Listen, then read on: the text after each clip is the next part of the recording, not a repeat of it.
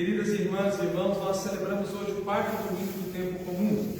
E neste ano nós acompanhamos os passos de Jesus por meio do evangelista São Lucas. Na semana passada nós ouvimos o início do ministério de Jesus, a partir do batismo, é claro, 2-3 semanas atrás, mas na semana passada Jesus entra na sinagoga e ele proclama aquele texto de Isaías: o Espírito do Senhor está sobre mim e Ele me enviou para anunciar a boa notícia, a boa nova, o Evangelho. A palavra Evangelho em grego significa isso, a boa nova aos pobres. Quando Jesus fala sobre sua missão, eu dizia na semana passada, Ele também nos revela a nossa. Aquelas poucas palavras de Jesus, repetindo Isaías, falam-nos do programa da vida de Jesus. Em Lucas, este ano, nós ouvimos sobre Jesus, para depois aprendermos como nós devemos viver. Lucas, inclusive, faz desse modo o seu Evangelho. Ele escreve sobre a vida de Jesus, o Evangelho, e depois escreve um outro livro sobre a vida da igreja nascente, nossa vida, o livro dos Atos dos Apóstolos. Ele fala do Espírito Santo no início de um livro, fala do Espírito Santo no início do outro.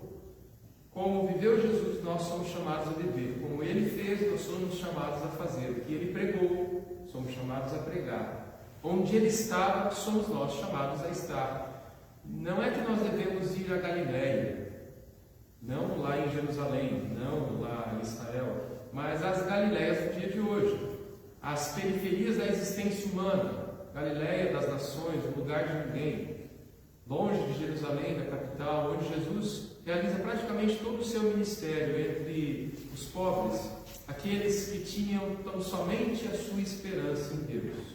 Eles aguardavam o Messias, porém esperavam de um modo um tanto quanto estranho. Havia muita distorção naquela época. Eles queriam um Deus que satisfizesse a maneira superficial como eles pensavam ser Deus.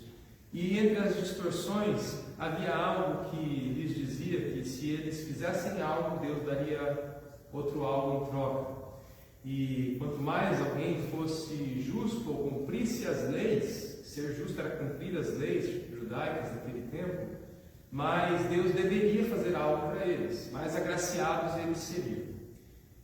E em Jesus, Deus se revela amor, amor que nós também somos chamados a viver. Amor que, em primeiro lugar, se antecipa, que prescinde, que é anterior àquilo que nós possamos fazer e dar. Deus se dá a nós muito antes que eu possa me arrepender dos meus pecados, muito antes que eu possa fazer algo em troca, mesmo porque não há nada que eu possa fazer em troca daquilo que Deus tem para me dar, daquilo que Ele já me deu na cruz, daquilo que Ele quer me dar, me fazer filho, ao nos fazer filhos e filhas. Deus já nos deu tudo. O Evangelho da semana passada termina com Jesus dizendo: hoje se cumpriu essa escritura. E o Evangelho de hoje é a continuação, mas de um modo muito único. Neste quarto domingo, nós repetimos os primeiros versículos da semana passada, os últimos da semana passada. Então, o início da leitura de hoje do Evangelho é o final do Evangelho da semana passada. Hoje se cumpriu a passagem da Escritura que acabastes de ouvir, aquela que anunciava a missão de Jesus. Veio aos pobres, aos cegos, aos prisioneiros, aos oprimidos, é isso que Jesus disse. E todos se admiram com aquilo, com as palavras cheias de encanto que saíram de sua boca. É bonito aquilo que ouvimos eles pensarem. De repente, começam a dizer: mas não é ele o filho do José? Lembra José, nosso vizinho? Não é ele o filho do Zé?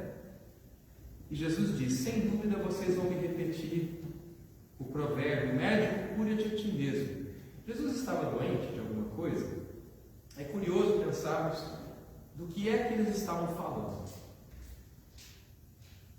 Eles não estavam preparados para receber o libertador, o Messias, aquele que viria com mão forte para libertar o povo sofrido da escravidão dos opressores, tantos impérios que vieram, o babilônico, o império dos gregos. Naquele momento de Jesus, o império romano oprimia o povo sofria e aguardava o libertador.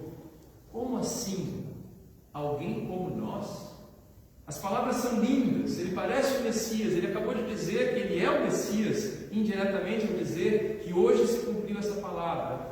Mas como assim? Ele não é o filho do Zé?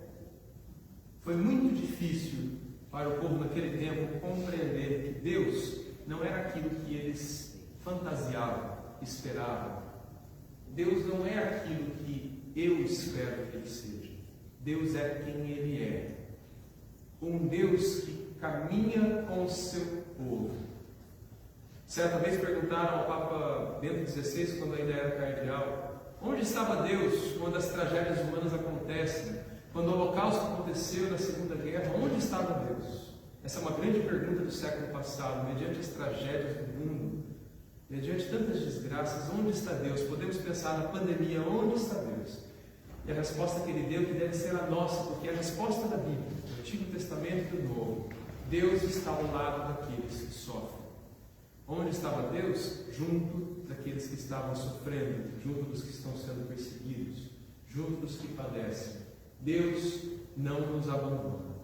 Ele não fazer aquilo que eu penso ser o melhor para mim, mas aquilo que na verdade é o melhor para mim. E o melhor para mim é curar-me, salvar-me, redimir-me por dentro.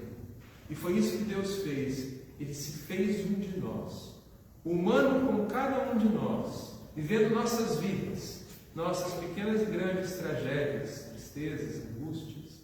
Ele está lá. Eu estou do teu lado. Naquele momento não conseguiram compreender. Eles não queriam aquilo. E talvez nós também não queiramos alguém que esteja conosco, vivendo as dificuldades da nossa vida, os padecimentos do dia a dia.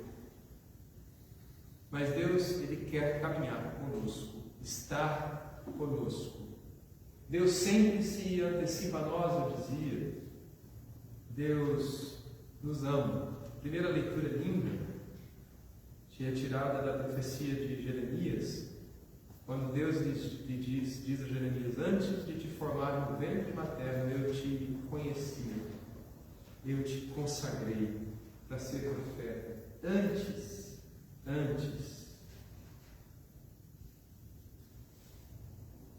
Deus nos ama. Deus se antecipa. Quando lemos o texto inteiro, Ele nos diz: você deve ir, e mesmo que a sua missão seja difícil, vai, porque eu estou contigo para te defender. Essa palavra dirigida pelo Senhor, nosso Deus, a Jeremias, é a palavra definitiva revelada a nós em Jesus. Deus conosco, Emmanuel, eu estou contigo.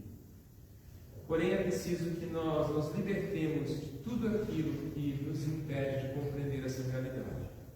De toda fantasia que nos faz buscar Deus onde Ele não está, ou um Deus que talvez não exista. Deus não veio para fazer o que eu quero, Ele veio para me dar o que eu preciso. Tudo, Sua presença. Eu falava nas semanas que se passaram que no Evangelho de Lucas nós somos chamados a viver no Espírito, a estar em intimidade com o Senhor na oração. E somente vivendo essa intimidade nós compreendemos de fato que Ele está conosco. Que o Senhor nos ajude. Nossa missão é aprender com Ele, alguém que é como nós. Na nossa vida humana nos ensina a amar, a como Ele nos antecipar, a não esperar nada em troca, a viver esta missão de amar e servir nossos irmãos e irmãs. Segunda leitura de São Paulo aos Coríntios, esse texto tão belo, ele é lido em tantos casamentos, tantas músicas foram feitas, músicas seculares. Se alguém se lembra do Legião Urbana, até musicou esse texto.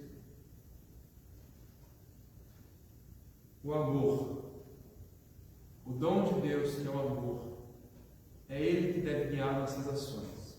Enquanto o povo em Corinto lutava para mostrar cada um dom maior, um dom mais extraordinário, as profecias, as línguas, as curas, São Paulo lembra a comunidade que o centro da nossa vida são os dons que Deus nos deu.